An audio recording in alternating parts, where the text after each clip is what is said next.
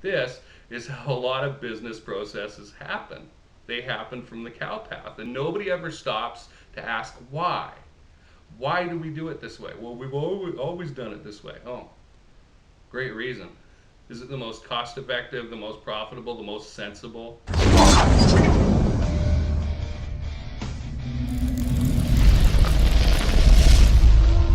Hi, this is Jason Kanigan, the president of Sales on Fire, and I want to talk to you today about SREDIM and selling. What the hell is SREDIM? Well, it is an acronym, it's a memory device for remembering the starter initials of a six-part process for operations improvement. Okay, so what does that have to do with selling?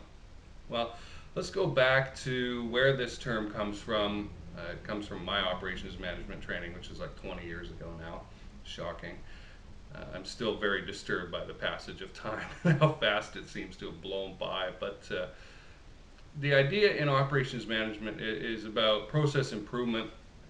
People are doing things, and if you look at how a business starts, the founders you have to create the tasks basically and the process steps. How do they do it? And so it's kind of custom, and they're doing it, and it's in their heads.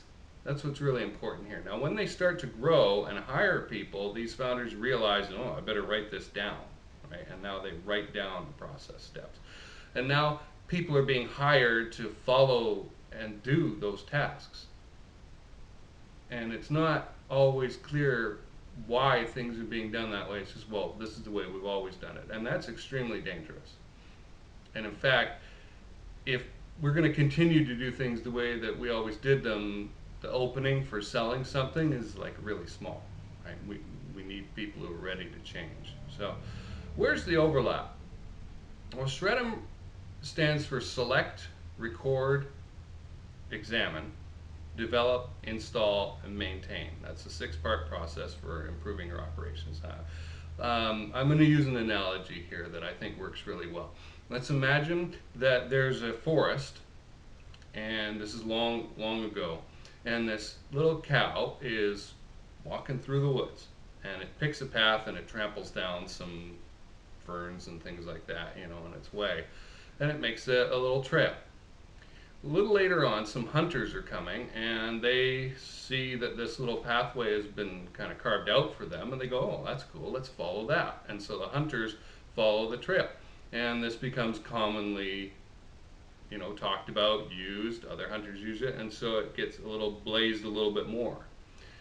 And then after a while, somebody goes, well, I'd like to do some business with the town on the other side of that forest. And so they make a dirt road that paths through the forest along the cow path. And so now it's wider and it's more formal than that, right? And so some travelers start using that road now that's on there, maybe some wagons and things like that.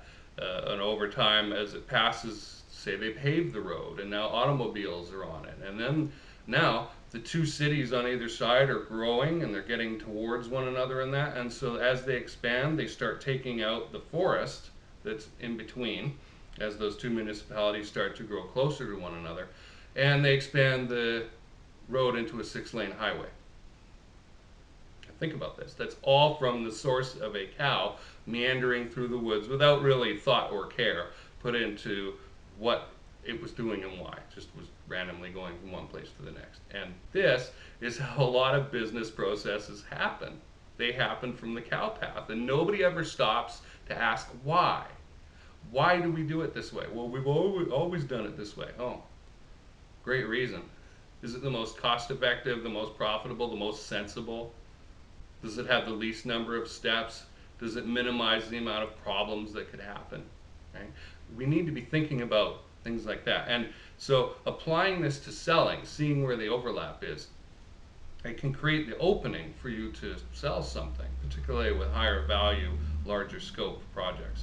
So selling could be about agitation. We could walk up to somebody and get them to realize that they have a problem that they didn't even know they had, and now they need a solution because they're in pain. It could be about meeting a need and just being a matchmaker, which is the least stressful form of selling.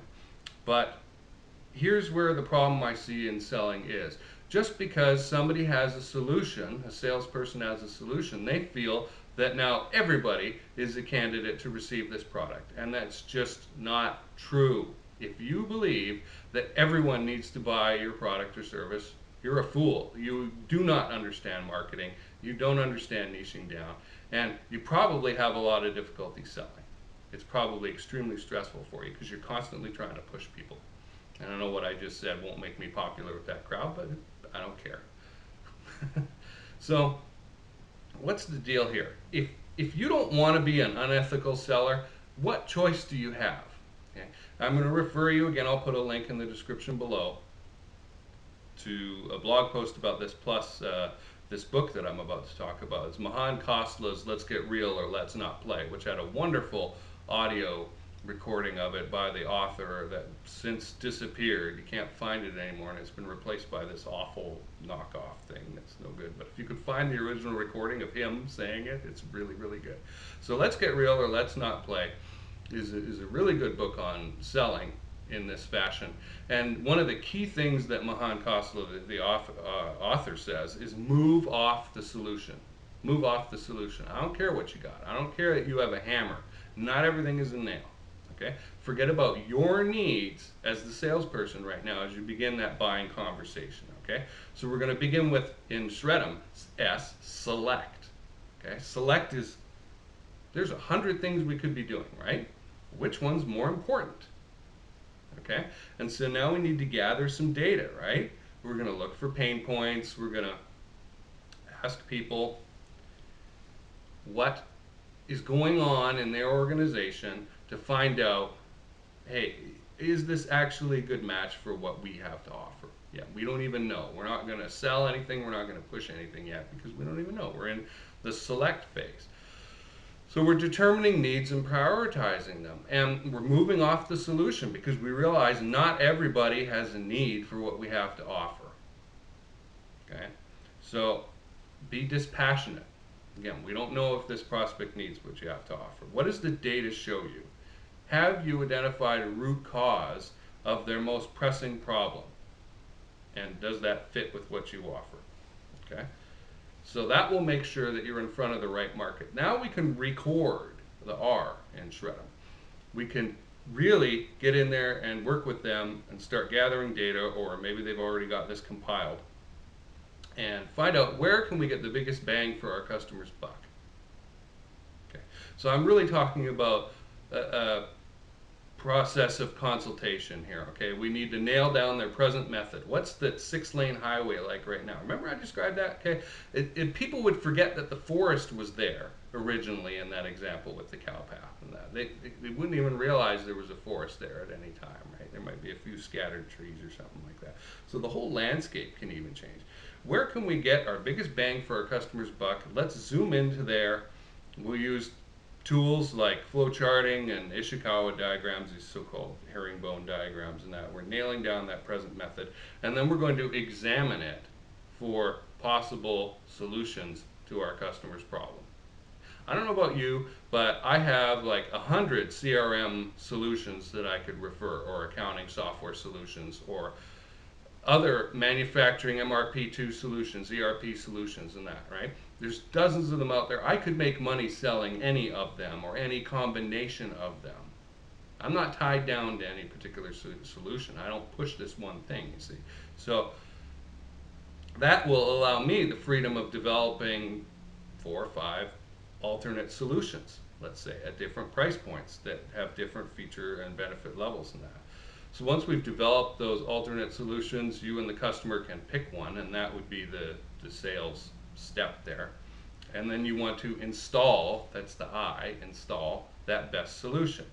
And we're going to have implementation issues and all that kind of thing. And then somebody needs to maintain this new process, which is, now we're going to have a future method, right, of doing things. We had a present method, then we're going to have a new method going forward.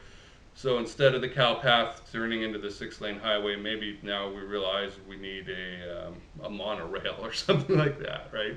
So we need to maintain the new process, not backslide to the old way of doing things, and make sure that people are actually using it, and document everything, revisit it regularly.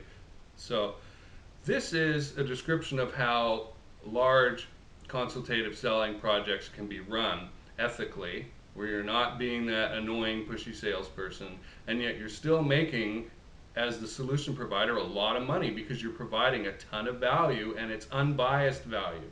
It's extremely ethical value. You really are that trusted advisor on your customer's side. So start thinking about how you could use SREDIM and selling, how that overlap happens, and look at the steps. Heck, you could even start using them in your own operations improvement projects in your own organization. Look at those steps: select, record, examine, develop, install, maintain. That burned into my brain 20 years ago and stayed there. And just realize how much potential there is out there for you to make good money and provide great value to your customers ethically by using this system, instead of going, I have this hammer, it's a Stanley brand hammer, and that's the only thing that I offer, and now I've got to look, everybody's got a nail, right? You know, that is not the attitude that you want to be in. So, hope this makes sense. If you have any questions, please leave them in the comments below or send me an email. This is Jason Kanigan from Sales on Fire. Thanks for watching.